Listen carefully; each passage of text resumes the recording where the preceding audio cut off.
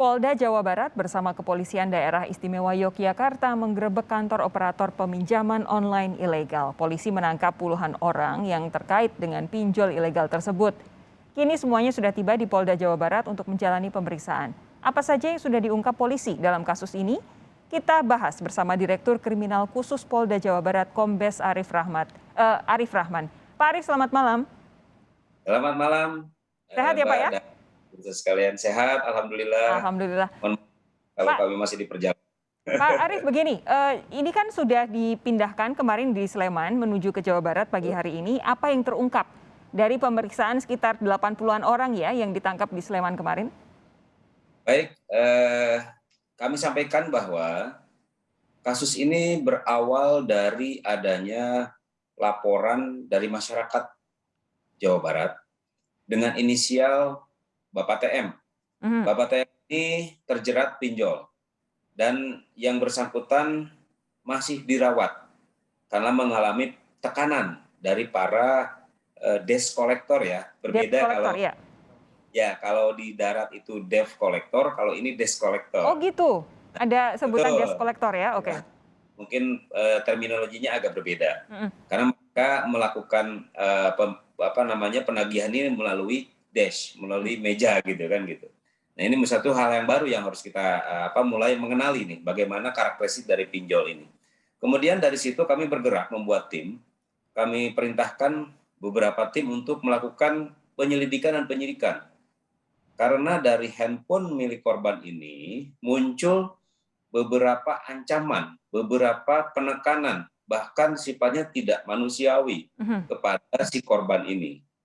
Kami lakukan penyelidikan dan akhirnya terungkaplah berdasarkan hasil penyelidikan kami, lokasinya ternyata kami duga berada di wilayah Yogyakarta. Malam itu juga kami berangkat, kami pimpin langsung, dan ditemukanlah seperti yang digambar itu. Ditemukan suatu gedung 3 lantai berbentuk ruko, di mana di dalamnya berisi puluhan orang. Ya. Dan sekian banyak orang tersebut, kemudian kami amankan dari lokasi beberapa orang yang kami curigai mempunyai connectivity atau konektivitas antara handphone dari korban yang mengalami penekanan itu Mhm. dengan gadget atau CPU atau monitor yang ada di TKP yang kami gerebek. Oke. Ternyata dari digital evidence yang kami lakukan mix and match itu ditemukan identik. Oleh sebab itu ini firm bahwa penekanan itu atau katakanlah ancaman itu berasal dari kantor tersebut, Oke. agensi tersebut. Nah kemudian kami tentunya berdasarkan kewenangan yang kami miliki, kami lakukan olah TKP dan mengamankan seluruh yang ada di sana untuk kami lakukan penyelidikan lebih lanjut. Demikian, Mbak. Nah, sudah tiba kan ya tadi pagi, subuh kalau tidak salah, atau pagi tadi di Polda Jawa Barat. Apa sejauh ini yang berhasil diungkap oleh polisi ketika sudah menanyai para terduga pelaku ini? Ya, baik. Perlu kami sampaikan bahwa berdasarkan olah TKP yang kami lakukan secara scientific crime investigation, tentunya berdasarkan bukti-bukti digital forensik yang kami dapatkan, kami identifikasi bahwa dari sekian banyak orang tersebut ada beberapa peran yang berbeda. Ya. Untuk lebih dalamnya, makanya kami masih lakukan pendalaman dan penyelidikan lebih lanjut di Polda Jawa Barat. Semua yang diamankan sudah kami pindahkan, sudah kami evakuasi ke Polda Jawa Barat.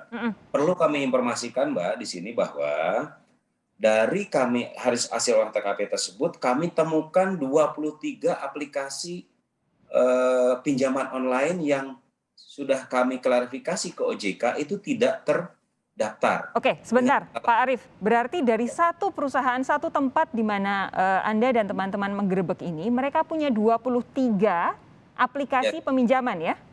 Ya. Dan semuanya tidak terdaftar di OJK? Betul. Oke. Adapun kami juga satu hal yang menarik, kami temukan juga satu aplikasi yang terdaftar. Nah ini suatu hal yang menurut kami deception ya, penyesatan gitu untuk kan petugas kalau ngecek, oh kami terdaftar, padahal 23 lainnya tidak Oke. terdaftar. Nah Ya. ini yang dimainkan oleh para pelaku tersebut. Demikian Mbak. Oke, nah kalau kemudian dari puluhan orang yang kemudian sudah ditangkap ini, peran-perannya apa saja, Pak Arief? Baik, baik. Sebagai gambaran awal, kami sampaikan bahwa dari sekarang sudah 86, kami ulangi lagi, terupdate sekarang adalah 86 orang.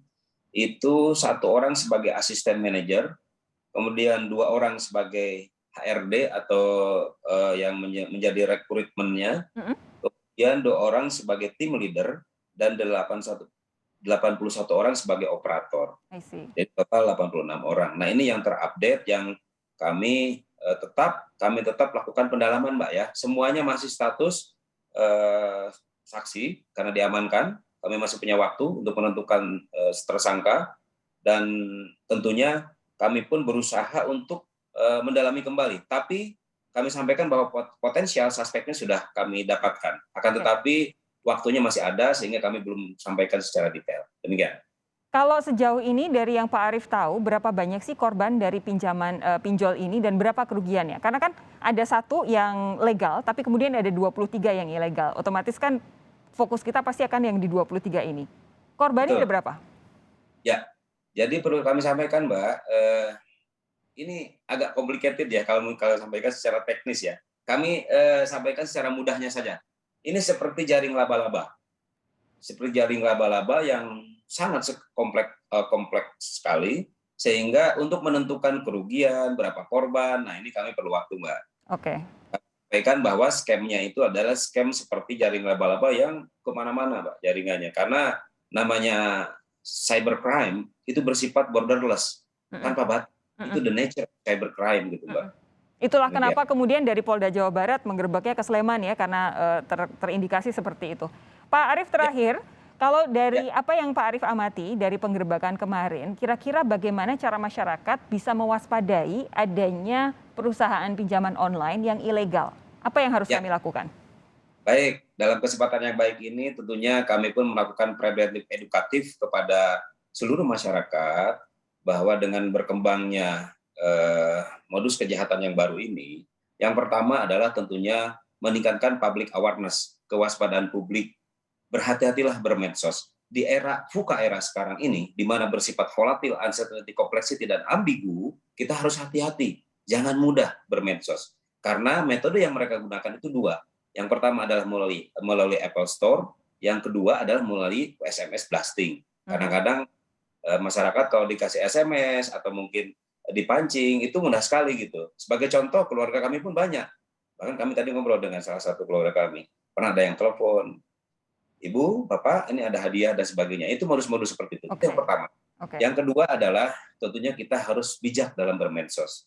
Ini pun harus dikembangkan supaya masyarakat tidak terjebak kepada skema-skema kejahatan seperti ini. Dan yang ketiga yang terpenting, kita harus mengembangkan yang disebut dengan social responsibility, kemudian share responsibility, share accessibility. Artinya tanggung jawab publik kita, saling berbagi, saling mengingatkan. Tolong jangan terlibat seperti ini. Itu sangat penting sekali untuk menjadi metode preventif yang sangat efektif dalam memerangi kejahatan seperti ini. Demikian, Mbak. Baik, Pak Arief terima kasih. Kami nantikan perkembangan atas penyelidikan kasus ini. Kita jumpa lagi lain waktu. Sehat terus ya Pak ya.